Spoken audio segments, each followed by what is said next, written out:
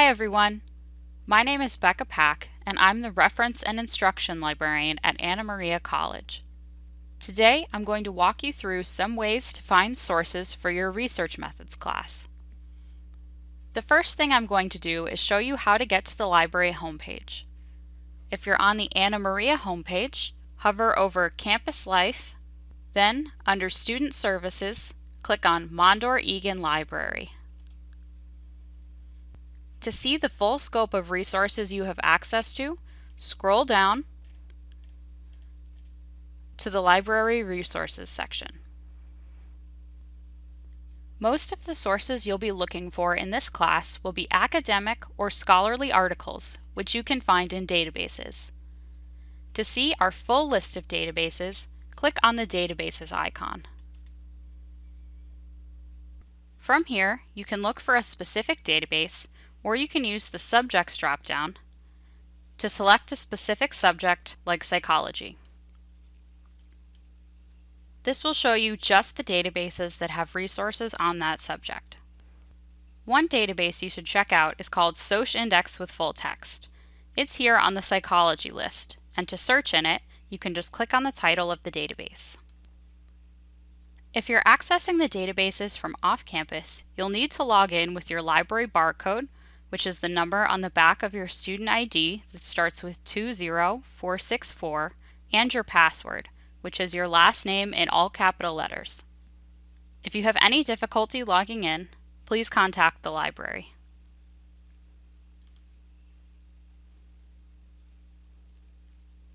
This database has a few different search boxes that you can use and add your keywords to. If you'd like some tips on coming up with keywords, check out the video tutorial titled Searching with Keywords Using Soch Index with Full Text on our YouTube page. For now, I'm going to type in my keywords, and I'm going to put one per box. This makes it really easy to switch out your keywords and experiment with different combinations of keywords. My keywords are going to be college students and anxiety, so I'll type those in now, and then I'll click Search. On the results page, you can limit the results you see here with the Refine Results options on the left. You can choose to only see articles that are available in full text or that are available from scholarly or peer-reviewed journals. You can also use the Date slider to adjust the dates of the results that you see, such as only showing results published within the last 10 years. Using these limiters can help narrow down the results that you're seeing in really helpful ways, so try experimenting with the best combination of limiters. Once you've found an article that looks like it might help with your research topic, you can click on the title to get more information. You can browse the article by clicking on the PDF full text link available on the left if the article is available in full text, and you can read the abstract, which is a one-paragraph summary of the article. If you want to save the article to access later, you can click on the button on the right that says Permalink to get a permanent link to the article, as the one in the address bar doesn't always work later. You can also email yourself a copy of the article with the email button, or save an automatically generated citation with the Cite button. You should always double-check automatic citations to make sure they're correctly formatted, but they can be a really great starting point for your references page. For now, I'm going to go back to the library homepage and show you another database that can be useful to you. Another database you should check out is Google Scholar, especially if you like searching in Google. We don't have access to everything that comes up in Google Scholar, but we do have a service called Interlibrary Loan where you can request any items that you find that we don't have full text access to. To get to Google Scholar, click on the Databases link, and then on the letter G. Google Scholar is not listed under the psychology subject databases, but you can find it by clicking on the letter G and then scrolling down to the link that says Google Scholar. When you're searching in Google Scholar, you can put your keywords in the search box here at the top. I like to add the word "and" between my search terms, but it's not required.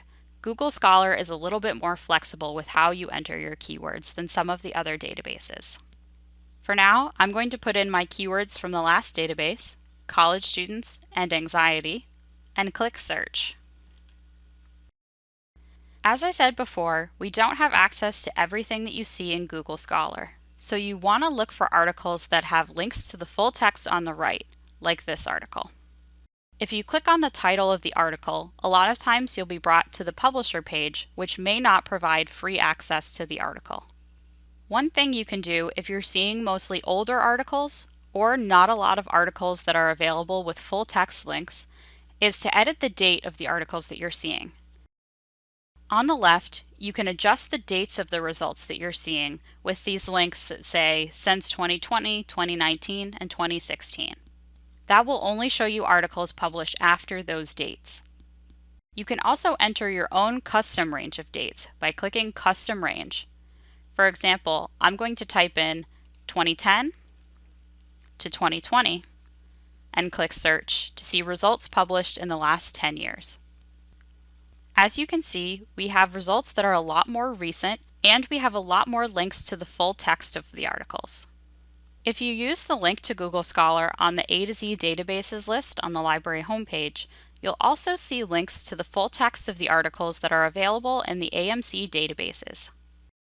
This third result is one that links you to the full text of the article within the library databases, and all you need to do to access it is click that Full Text at AMC Library link. If you find an article that is not available in full text, such as the first result here that does not have a link to the full text on the right, you can request it through interlibrary loan. To do this, go back to the library homepage and click on the box that says Interlibrary Loan. Click Begin, and you'll just need to fill in some information about yourself and about the article or book that you're requesting. If you have any questions about filling out this form, feel free to contact the library. You can also find sources on the internet through Google, but you should make sure that they're reliable before using them in an academic project. The CRAP test, or CRAAP test, is one method that can help you check this. I'm going to pull up the Research Tips Guide, which is one of the research guides. So I'll click on Research Guides and then scroll down to Research Tips.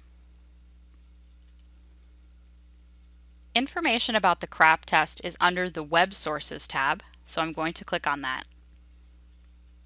The CRAP test was created by librarians at the University of California, and CRAP stands for Currency, Relevance, Authority, Accuracy, and Purpose, which are elements of a source you should consider when you're thinking about using it in a project. When you're looking at a web source, consider some of these aspects if you're wondering if a source is credible. Currency. When was this information published? Is it still current, or do you need to look for a source with newer information? Relevance. Is this article relevant enough to your topic, or does it just cover something similar? Authority.